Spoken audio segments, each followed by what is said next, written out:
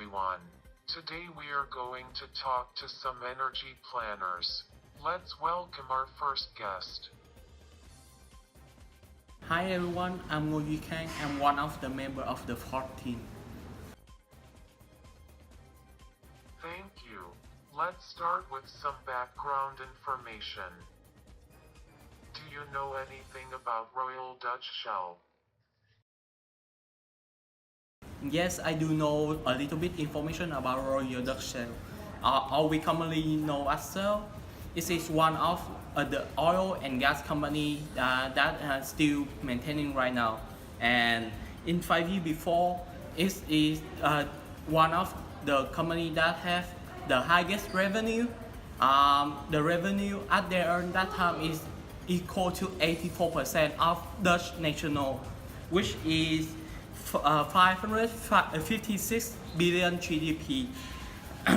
Shell is an active in almost every single area in maintaining oil, like producing, refining, transporting, or distributing and marketing.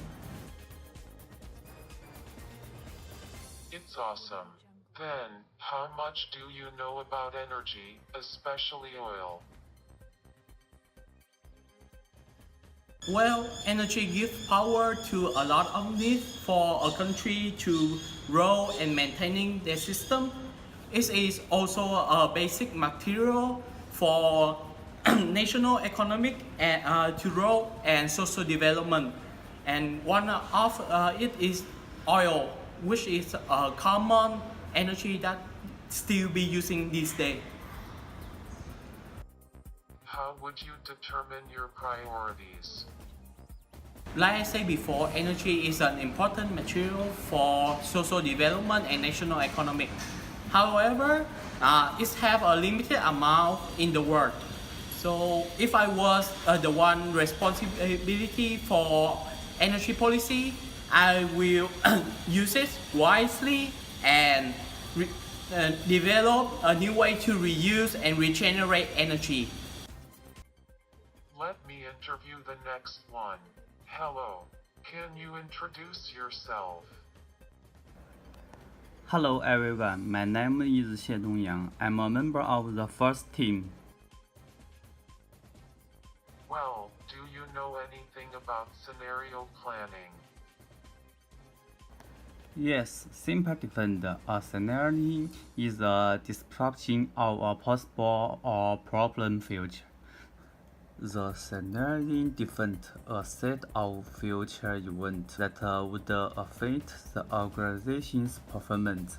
As I know, scenario plan is a strategy tool for use has increased determined in the last decade and is one of the most commonly used tools in strategy development.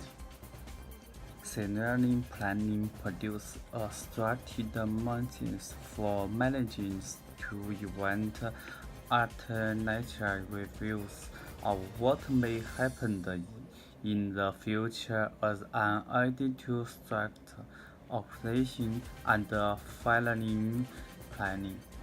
Scenario plan will review all trends that like to affect the business, especially interconnecting between issues and the market.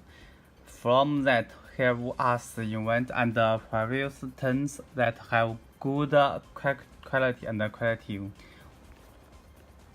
We can also assess the influence of each scenario and development strategy and architecture for each of them when using scenario planning. Scenario planning allows experts to explore and prepare for several alternative futures. It examines of the outcome a company except under a filter of operating strategies and economic conditions. What about contingency plans? Contingency plan like a scenario plan, contingency plan also anticipate future events and incorporates the anti-nature plans. Whereas scenario team usually look at a wide range of possibilities within an organization's environment, contingency plans focus more on a practical demanding event over a shorter period of time, one that demands a repaired response. Contingency planning is a risk mitigation program for developing backup plans in anticipation plans of events that may disrupt business as usual. So, which one do you think would be most useful for an energy plan? Due to lost information about, we think scenario planning is most useful than contingency planning. By reading and testing various what-if scenarios, managers can brainstorm together and challenge their assumptions before they decide on a certain course of actions. What are the obvious questions to ask at the organizational, community, and government levels? Hello guys, my name is Akshit Jain and I am the member of Team 4. So the another question is to redefine corporate strategy to align business interests with climate change mitigation and adaptation. Business can take the initiative in managing regulation risk. The first step in preparing for and helping to shape future regulation is to understand the policy options. The second step is to develop an internal strategy on climate change to put the company in a position to react effectively on regulations and policy changes. And the last and the final step is to work with external stakeholders such as regulators and industry groups to get their perspectives. And also, a poor reputation on climate can hurt sales through consumer boycotts or local community protests. It could damage the regulatory environment and investor relationships. And also, it could make the company less attractive to current or future employees and also their current and future customers. And also, the companies need to focus on their fossil fuel emissions as it is very important, and they must use green ways and solar power for their use.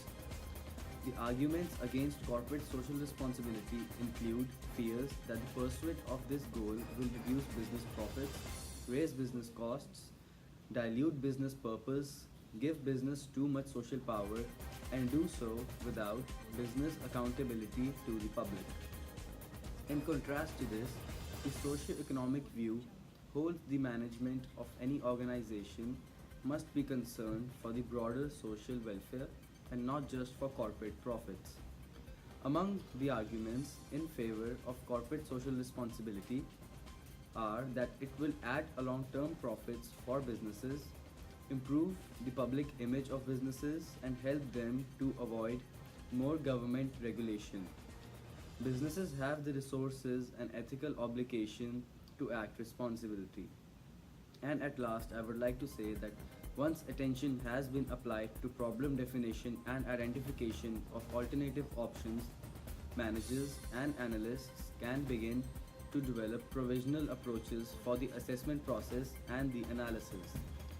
The sustainability assessment and management approach should begin to develop provisional plans about the level and depth of analysis, the level, extent, and timing of stakeholder engagement, indicators by which they will judge the decision outcomes and processes, and collaborative opportunities to explore the range of potential solutions and approaches.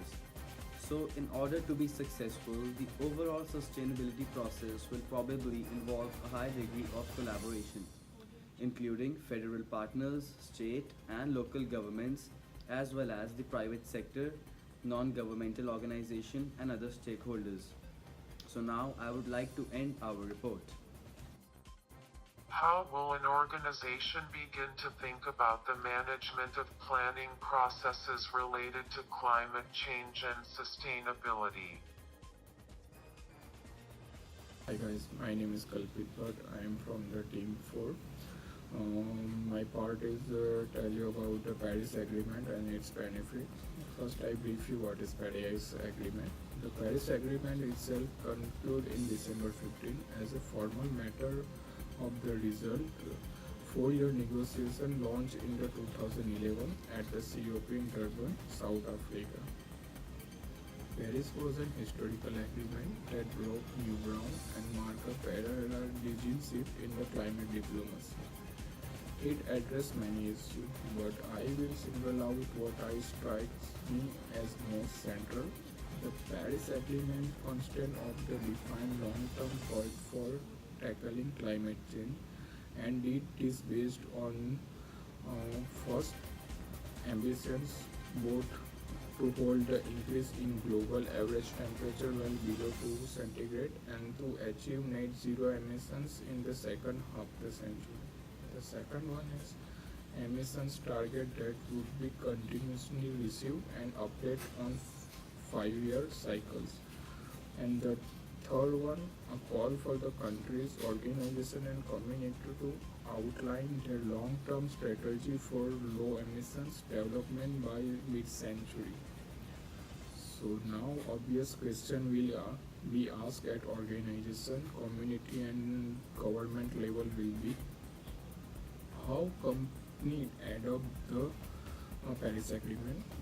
Another question is to redefine corporation strategy allocation to which interested will climate mitigation and adaptation.